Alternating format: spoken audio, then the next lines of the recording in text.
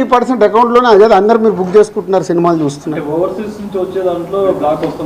అది మళ్ళీ మీ ఊహ. ఎవరికి రావాల్సిన స్టోరీలు ఎప్పుడు రాసుకుంటూనే ఉంటారు, ఎందుకంటే మీకు కూడా హైలైట్స్ కావాలి కదా, లేకుంటే కష్టంగా. నేను మీకు అదేనండి చెప్తున్నా, 2008లో అయింది సెర్చ్ నా మీద. ఎన్ని సంవత్సరాల తర్వాత వచ్చారు? 1 2 ఓన్లీ నా మీదే అవుతే మీరు మాట్లాడేది రైట్. ఇండస్ట్రీలో చాలామంది మీద అయింది కదా, సో దీనికి దానికి లింక్ లేదు కదా. అదే అనవసరమైనది ఊహించుకొని లింకులు చేయకండి అని నా రిక్వెస్ట్. అసలు నేను ఆఫీస్కి వెళ్ళాను, మరి నాకు ఎవరైనా చెప్పలా.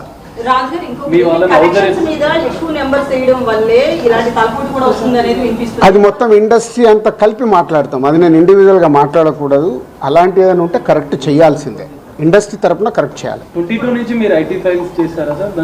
ఎవ్రీ ఇయర్ ఉంటుంది. 22 నుంచి అంటే ఎవ్రీ ఇయర్ ఉంటుంది. అదే 22, 23 వరకు అసెస్మెంట్స్ అయిపోయాయి. 30% స్లాబ్ లోకి ఎంటర్ అయ్యారు కదా, దానికి సంబంధించి కూడా క్లియర్ ఉందా? ఏంటది? ₹1,00,00,000 ఐటీ అన్నదాన్ని. మీరు ఎక్కడున్నారండి బాబు? నా కంపెనీ టర్న్ ఓవర్ అంతా 30% గురించి మాట్లాడతామండి. హైలైట్ టర్న్ ఓవర్ నా కంపెనీది. ఎప్పుడో 2008లోనే నా సర్వే అయిందంటే అప్పుడే ఎంటర్ అవుతుంది కదా అవుద్ది. అయితే ఫిల్మ్ ఇండస్ట్రీలో రైట్స్ జరగడం కూడా ఒక ప్రెస్టేజ్ ఇష్యూగా కొంతమంది చూస్తున్నారు, డైరెక్టర్లు, హీరోలు, వీళ్ళంతా. దీనికి ఏమంటారు మీరు? అంటే ఇన్కమ్ ట్యాక్స్ వాళ్ళు అదే అంటారు, సార్ మేము వచ్చినామంటే మీరు పెద్దోళ్ళు అని. సో మీ మీద కూడా చేయించుకోరు, మీరు ఫాస్ట్గా పెద్దోళ్ళు అవుతారు. సార్ మీ సిబ్బందిని కూడా హౌస్ అరెస్ట్ చేశారన్న. అది న్యాచురల్. అంటే హౌస్ అరెస్ట్ అంటే ఇప్పుడు నేనున్నాను 3 రోజులు, మేము వీడియోలు తీస్తున్నాం, నేను ఎక్కడికైనా వాకింగ్ చేస్తాను, బయటికి వెళ్ళనివ్వరు. కమ్యూనికేషన్ కాకుండా వాళ్ళకి కావాల్సిన ఇన్ఫర్మేషన్ తీసుకోవడానికి అందరినీ డిఫరెంట్లో ప్లేస్లో పెట్టి ఫైనల్గా కన్క్లూడ్ చేస్తారు. ప్రొడక్షన్ టైంలో జరిగిన లావాదేవీలు, తర్వాత మీ సినిమా రిలీజ్ అయినాక వచ్చిన లావాదేవీలు, వీటన్నిటిని అడగడం జరిగింది. అది ఆటోమేటిక్ అండి, అది ప్రాసెస్. వాళ్ళకి అదే అవగాహన చేసుకోవడానికి. సినిమా క్యాష్ ఉన్న బ్యాంక్కి వెళ్ళి డ్రా చేసే పెడతారు. సో వాళ్ళకి డౌట్స్ ఉంటాయి. డౌట్స్ ఉన్నప్పుడు క్లారిఫై చేయాల్సిన రెస్పాన్సిబిలిటీ మాదే కదా. సో అలా ఒక్కొక్కటి ప్రొడక్షన్ ఏంటి, డిస్ట్రిబ్యూషన్ ఏంటి, ఎగ్జిబిషన్ ఏంటి, ఎలా ప్రాసెస్లో ఉంటాయి అన్నీ ఎక్స్ప్లెయిన్ చేస్తూ వచ్చాను. మీ దగ్గర 5 lakhs రూపీస్ అని అన్నారు, శిరీష్ గారి దగ్గర 4.5, at the same time Hanshitha గారి ఇంట్లో 6.5 lakhs. టోటల్ కలిసి 20 లక్షలండి.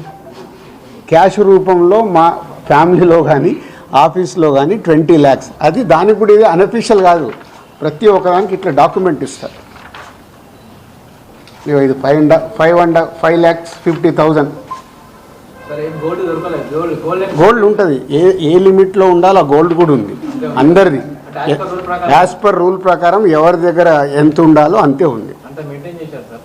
మెయింటైన్ అంటే మేము రెస్పాన్సిబుల్ పర్సన్ కదా, ఏది మేము తప్పులో ఉండకూడదుగా. అంటే రైట్స్ జరగడం కూడా మీరు ఎంత క్లియర్గా ఉన్నారనేది తెలుస్తుంది కదా. ఇగో నా వైఫ్ 77 లక్షలు. సో ప్రతి ఒక్కటి ఇట్లా ఇస్తారు వాళ్ళు, డాక్యుమెంట్ పంచనామా చేసి ఇచ్చేసి వెళ్తారు. అందరికి క్లీన్గా ఉన్నాం. అయితే ఎన్ఆర్ఐ నుంచి, పొలిటీషియన్స్ నుంచి కొంత బ్లాక్ మనీ రావడం, దాన్ని ఎక్కువగా ఫిల్మ్ ఇండస్ట్రీలో పెట్టడం, ఇలాంటివి జరుగుతాయి అంటారు కదా, దీని గురించి? నాకు ఇప్పి రాదు, నేను తీసుకుంటా. మరి తక్కువ ఇంట్రెస్ట్లో ఇప్పి, ఎక్కువ ఇంట్రెస్ట్లో కడుతున్నాను నేను.